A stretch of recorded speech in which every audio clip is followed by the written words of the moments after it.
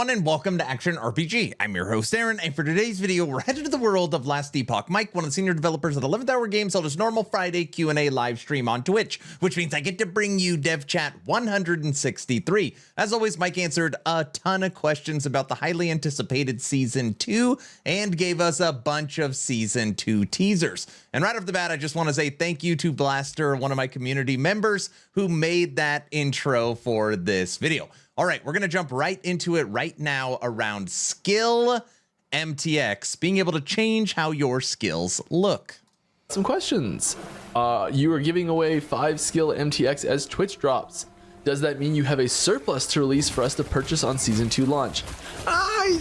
There's a fair few. I don't know if surplus is a good word. I think it's stuff that people find exciting, so we tried to make a few extras specifically for the Twitch drops.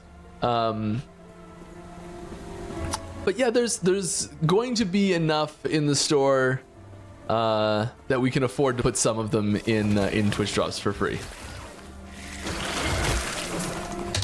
We were wondering because they're giving away 5 free skill MTX, and during my stream, people were like, are there going to be any that are also purchasable? Mike confirms it, but just so you know, later in the stream, he confirms too that Transform skill MTX is unfortunately not coming Season 2. Now let's talk about Sentinel Changes.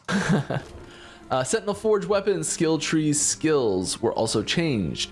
If so, can you tell us something about it? Thanks for great work and wonderful game. You're welcome. Thanks for playing our wonderful game. Yeah, so a lot of the power on Sentinel in general was coming from volatile reversal, having huge amounts of damage pumped into just about every other skill. And so there's another way to use volatile reversal as well that was very mandatory for judgment mana fixing, but because there's so much power that was coming from volatile reversal all over the place, like every other skill tree was just like, well, we got to put damage on all these trees. So yeah, there's a ton of damage buffs that went out to a lot of Sentinel skills because it lost a ton of damage from volatile reversal, which just means that you can build without volatile reversal if you want. However, we've also made volatile reversal a lot more fun to play with and a lot more functionally useful. So you've got better reasons to play volatile reversal, but less universal reasons to play VR. So it is, you're excited about taking it as a skill, not being like, well, I guess this is my tax for being Sentinel. I've got to put this one skill in. It's just wins all over the board there. Volatile reversal is literally an entirely new skill. It's already starting. Patch notes when? When can we expect to see the patch notes for Season 2 so we can start to theory craft some builds? I don't know. I think it's going to be... I think the patch notes are still going to be on the latter half of March, but I could be wrong on that. End of March. Uber Aberroth? Does the new Aberroth difficulty come with any cosmetic or rewards unique to the boss? Yes, it does. I'm not going to tell you what it is. I'm sorry.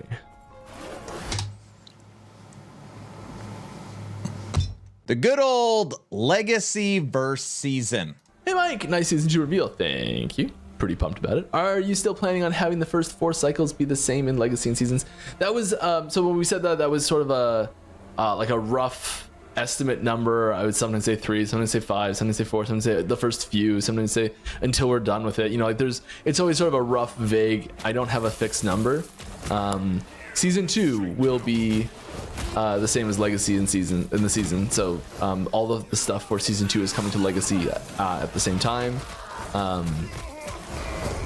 And that's the only thing that's guaranteed to be that way.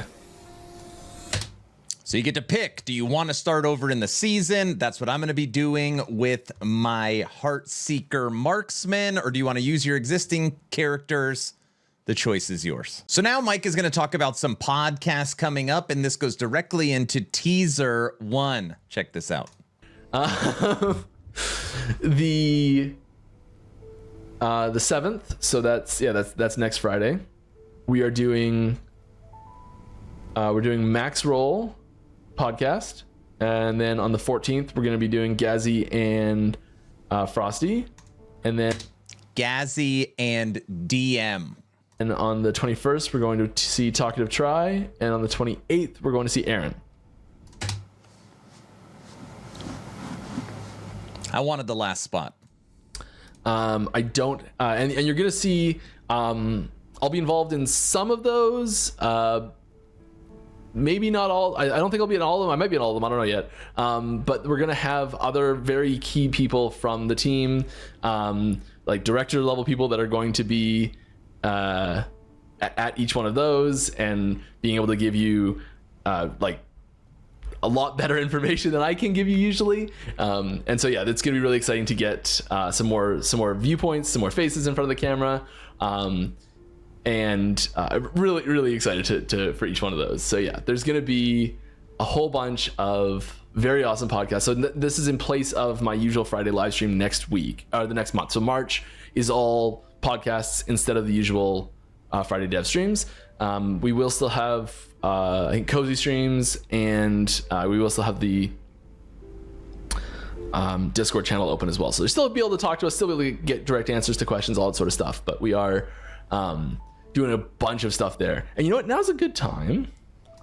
Before he throws the teaser up, I think this is an excellent idea from a marketing perspective. Jonathan Rogers went on 100 podcasts to talk to so many different communities before the launch of PoE 2, and you saw how awesome that went. So I think this is smart to kind of get in front of a lot of different communities to talk about what's coming for Season 2. For me, I wanted that final spot, and I'm happy to report that for my podcast, Judd, the game creator, CEO, top dog at 11th Hour Games, is going to be joining me. Very excited. I brought stuff to share. I brought cool stuff to share. Okay, here's a tease right off the bat. This is a good one. I like this one. Yeah. So here is the skill tree. It's the one that goes in this panel for the new ability that's coming for Marksman, Heartseeker. Now, people kept asking me about Heartseeker because that's what I'm going to play for Season 2, Marksman Heartseeker. And there were so many questions I could not answer. And then Mike literally gave away the farm during the stream. So for Heartseeker, it is a physical skill that can be converted to fire and cold. So it has multiple conversions in it. Mike also said that this is a marksman skill and it is locked to only marksman, which means it goes over halfway on the passive tree. So this is so one more time, marksman only skill. It is a bow skill, not a throwing skill. Mike also says that there is no throwing conversion in the skill tree. Physical, fire, cold. Now, just so you're wondering, how can there not be a throwing conversion in the skill tree? The way you convert it to throwing is through a new item that was leaked or shown in the trailer. So there's a way to automate Heartseeker and turn it into a throwing skill. Now let's talk portal charms. Oh, the item lets you skip to the end of a dungeon directly to the boss. How do we acquire those and how rare are they going to be? There's a couple ways to get them. So you can buy them and you can find them. And they're gonna be, if you're playing at like at an elite level, you're gonna be finding them frequently enough, or you'll have access to them frequently enough that you'll you won't really need to hoard them or be too cautious with them, but they'll be, medium rare. Drops and purchasable. Mage special thing. Why are there so many Exiled Mages in the Champion Scorpion fight? Because that was the Exiled Mages was the special thing in that zone, and the Champion had just spawned randomly. The Exiled Mages are the special thing in that zone. He's referring to this picture. These next teasers are so sweet. Literally, chat exploded when he put them on the screen. Nodes in the Weaver tree. So this is the new Weaver skill tree that everyone gets access to in the end game. These are two of these many options in there. And you can get an idea of there's different styles of nodes that can be in there. This is one of the styles of nodes. There are other styles of nodes too. These are two of the nodes, actually. They're related. This is something I love so much about EHG. It doesn't matter what camp you're in, there's an option for you. Arena echoes no longer appear on your echo web. Yes, people hate arena echoes, and now you're going to have a simple way to just eliminate them. You will never see them again. But Aaron, I love arena echoes. I guess I must be weird. Oh, no worries. Your arena echoes have a chance to be replaced by more difficult super arena echoes, which contain additional champions. You want them gone, get rid of them. You want to lean into arenas, you have that option now. I don't know what teaser number we're on. Another one. Talking about different activities you can do in the end game. So here is an example of one of those activities that you can do in the monolith that you couldn't really do before.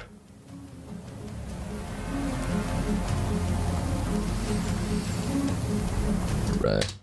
Okay, this one took a lot of explaining to do, and people were like, wait, I don't get it. It's word salad. All right. This is a woven echo, so you could place this on your monolith. Again, you're going to be able to build your own endgame, okay? So this is Oblivion.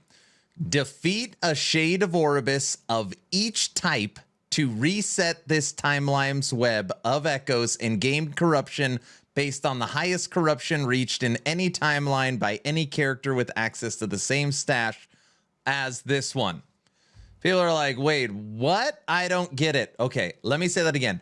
If you complete this activity and kill all of these shades of Oribus, right? Let's say you're playing on a rogue, all right? You're a rogue and you're at 100 corruption and your Void Knight is at 1,000 corruption.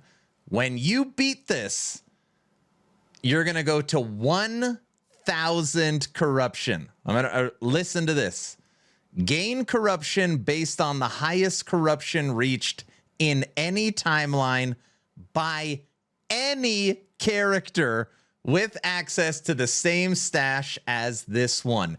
You can now transfer your corruption from character to character.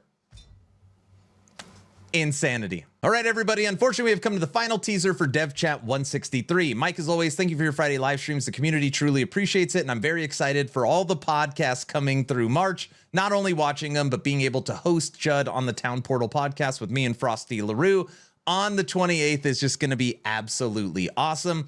Also, just FYI, March 4th, so this coming Tuesday, Frosty's unfortunately not available, so Hog TV is going to be filling in for Frosty, and me and Hog are bringing on the Dragonkin The Banished developers, which is launching early access on March 6th. So come by the podcast on March 4th. It is going to be a whole lot of fun. Okay, this final teaser that's going to take out the video is on being able to find boss items without fighting the boss. What? I know it looks like a small percentage, but I'm telling you, it feels like it happens a lot more than what the percentage says. Please like, share, and subscribe if you think I've earned it. Check out the Discord and join the Patreon. I'm done. Mike, take it away. It's already, but I think I'm just going to answer questions because I've still got 3 pages of questions here. I'm going to slap up someone else. Yeah, here's a cool little, this is a Weaver tree, another Weaver tree node. Just giving you a little bit of a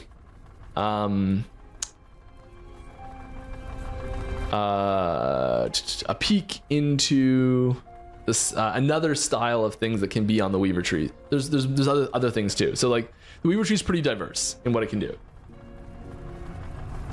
Are you guys still adding the layout change option for the idols? I don't think we've ever announced that or said we were going to. I think we've definitely talked about that being a potential avenue for modifying the idle system in the future. We don't have any specific plans for that right now, and the layout for the idols is not changing in season 2. I think it's a really easy way to win for future seasons, for like a low lift, high reward update in the future. All right, how are you guys thinking about reworking Black Hole? Yep. How rare are the weaving runes? Something more like a null rune, or more like a creation rune. Creation will still be the rarest, but it is in the rare category. Are there any plans for changing the layouts of dungeons in season 2? They did get some adjustments. Have you guys asked about Obsidian Resonance yet? No. If so, what's the answer? Asking about the increasing the drop rate. I think it. I don't know. I hope it was increased. I really hope it was increased. I don't have any visibility on this right now, but I really hope it was increased. I'm still convinced it was bugged. I think it was bugged all of 1.1, and I think the drop rate was much lower than it was intended, and I don't know for sure.